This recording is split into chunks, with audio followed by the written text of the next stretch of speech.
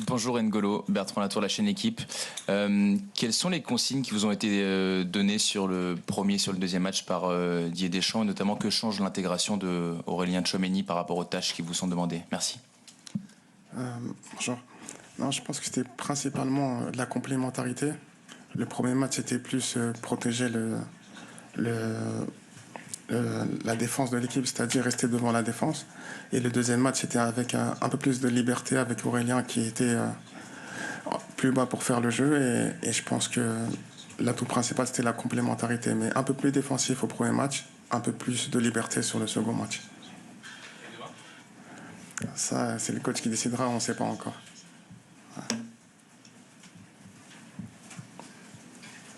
Bonjour N'Golo, Bonjour. Philippe Sansfourche pour RTL.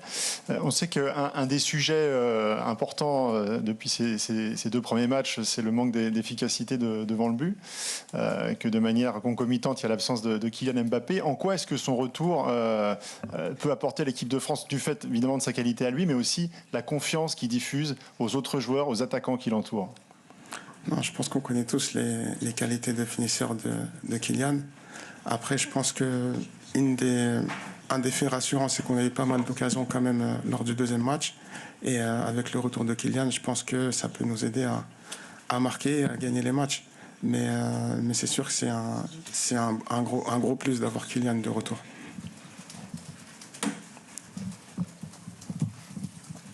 Bonjour N'Golo, Vincent Duluc à l'équipe.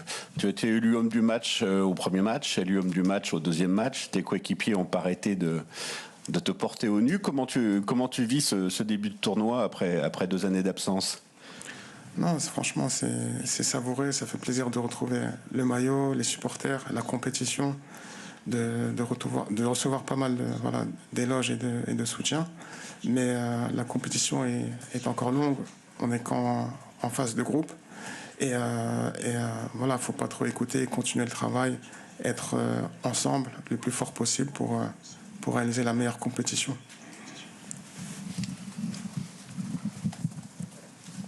Bonjour N'Golo, Xavier Giraudon, Infosport Plus Canal. Beaucoup de joueurs disent que vous n'avez pas changé depuis 2 ans et pourtant vous vous projetez comme jamais. Est-ce que c'est la maturité? Est-ce que ce sont des consignes du coach? Est-ce que c'est pour bouger aussi l'attaque qui ne marque pas? Pourquoi vous jouez aussi haut? Non, je pense que c'est savoir le faire au bon moment. C'est des choses que j'ai appris, on va dire, à répéter à Chelsea lors de mes dernières années. Et là, on va dire, c'est la maturité ou la sensibilité de le faire au bon moment avec l'équipe de France. Et pour le moment, ça marche bien. J'espère qu'on continuera. Mais comme je l'ai dit, le principal, c'est la complémentarité. Parfois, c'est un autre milieu qu'il faudra couvrir. Et parfois, ce sera à moi d'y aller, mais de le faire bien quand on peut.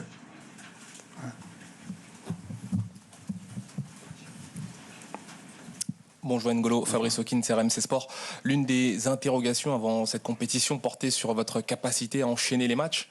Comment est-ce que vous vous sentez? Est-ce que vous êtes prêt à continuer à jouer à 90 minutes tous les matchs? Non, moi je me sens bien. La saison dernière c'est bien passé avec Etihad en Arabie. On a fait une bonne préparation avec l'équipe de France.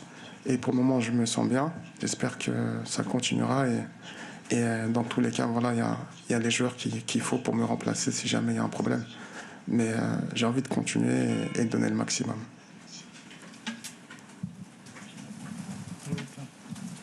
Please, if you may raise your hand, please, so that we can see who is asking for the mic. Thank you. Oui, ici Louis Vix pour Canal+, Infosport Plus. N'Golo, quels ajustements par rapport au dernier match, si d'aventure vous êtes amené à rejouer dans la compétition en compagnie d'Aurélien et d'Adrien dans une position qui rappelle par certains aspects celle de Blaise en 2018, quels axes d'amélioration vous avez notés après le match?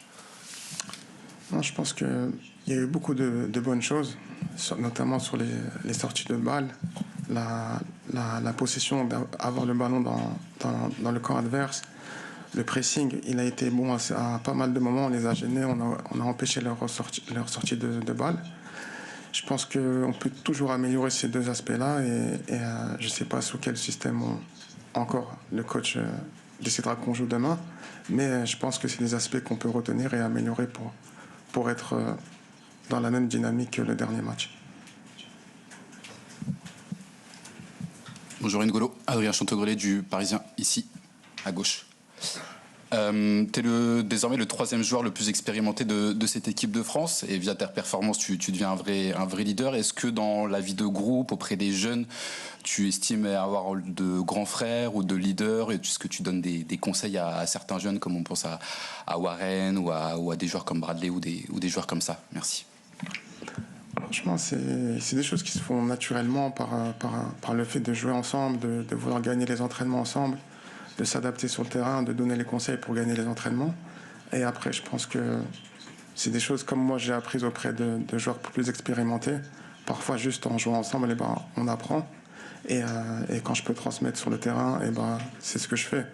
Mais après, c'est pas, on va dire, ma personnalité de trop diriger, de parler à chaque fois, mais sur le terrain, quand on est ensemble, c'est vrai que c'est là que ça se transmet le plus facilement.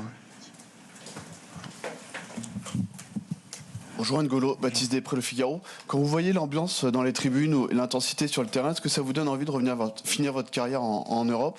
Ou pour vous, le foot en Europe, c'est terminé? Non, c'est pas terminé. Je pense que voilà, j'apprécie le retour. J'ai une année qui s'est bien passée en Arabie. C'est un nouveau football, une nouvelle expérience. Et retrouver ces sensations de l'équipe de France, c'est vrai que c'est beau, ça touche, on a envie de bien faire. Mais c'est pas une question que je me pose aujourd'hui, vraiment. Bonjour N'Golo, Dominique Serac, le Parisien. Au-delà de ce qu'apporte Kylian Mbappé, comment vous l'avez senti ce matin aux entraînements? À l'entraînement, est-ce qu'il est de plus en plus à l'aise avec son masque? Est-ce que vous le sentez bien? Non, j'avais un peu oublié le fait qu'il avait un masque parce qu'il a été bon, dangereux, il a été décisif, il nous a aidé à gagner l'entraînement. Mais je pense qu'il se sent bien et j'espère que ça se ressentira pour le match. Bonjour N'Golo, Yves Leroy pour l'équipe. La grande question des 3e matchs, c'est souvent celle de la rotation ou pas. Il y a pas mal de joueurs de champ qui n'ont pas encore eu de temps de jeu dans cette compétition. Comment vous les sentez? Est-ce que vous pensez que c'est une bonne occasion pour eux de s'exprimer cette rencontre? Je pense que c'est une bonne occasion, mais c'est le coach qui décidera. Le principal, c'est de se tenir prêt parce que voilà, la compétition est longue, les matchs sont compliqués et on peut avoir besoin de tout le monde à tout moment. Ça fait que c'est pas le plus agréable d'être sur le banc, mais il faut se tenir prêt pour le groupe et pour la sélection.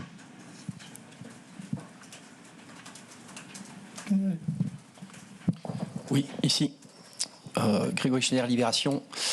Contre l'Autriche, côté droit, vous vous êtes lancé dans une série de dribbles assez surprenante qui avait interrogé Antoine Griezmann, par exemple. Qu'est-ce que vos coéquipiers vous ont dit là, sur ce genre d'initiative? Non, rien de particulier. Je pense que c'est le jeu qui m'a amené là. J'ai essayé de trouver une solution en temporisant et trouver le bon moment pour centrer. Mais non, il n'y a pas eu de message particulier par rapport à ça. Non. Ouais. Bonjour, Nicolas Le Gardien de Sud-Ouest. Il y a aussi la première place de la poule en jeu demain. Est-ce que c'est quelque chose dont vous avez parlé, notamment éventuellement suivre le match des Pays-Bas et une victoire large? Il y a besoin d'une victoire large. Oui, forcément, c'est le principal intérêt du match de demain pour nous, c'est d'obtenir la première place.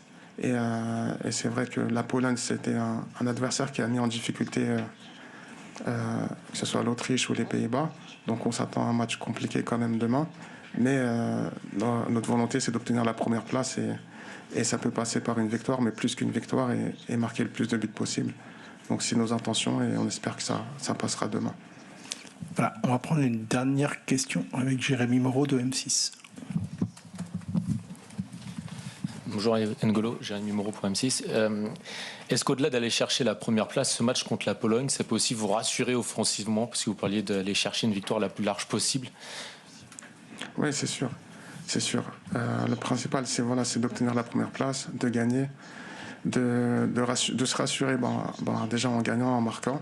Et c'est vrai que c'est des matchs qui comptent, parce que la phase d'après, c'est des matchs que si on perd, c'est terminé. Donc se rassurer et prendre des automatismes ensemble, s'habituer à gagner, à marquer, ça peut que être utile pour la suite de la compétition.